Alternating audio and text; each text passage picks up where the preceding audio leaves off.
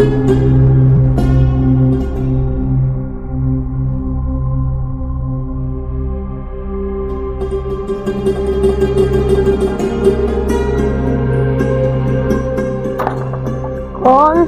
میں حماد ہوں۔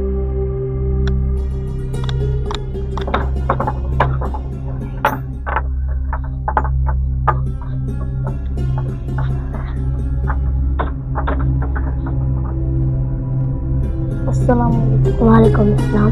کیا حال ہے بھائی؟ ٹھیک۔ عتیق بھائی کدھر؟ وہ اندر۔ آج نماز کا ٹائم ہوگا، نماز چلو۔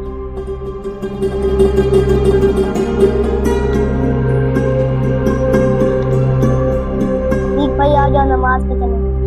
عتیق بھائی، حماد بھائی آپ صحیح بات کر رہے ہیں کہ جو جب بھی ہم اس سے کوئی اچھی بات کے لیے کہیں تو نماز کے لیے کہیں یا قرآن کے لیے کہیں تو یہ ہماری بات ہی مان۔ اچھا آپ سمجھ آ رہے ہیں، جب دیکھو مجھے بلانے کے لیے آ جاتے ہیں، اپنا کام بھی نہیں کرنے دیتے۔ حسیب بھائی، عتیق بھائی آ رہے ہیں؟ نہیں حسیب بھائی، جب بھی میں اسے نماز پڑھانے کے لیے آتا ہوں یہ نہیں آتا، آپ آ جاتے ہیں۔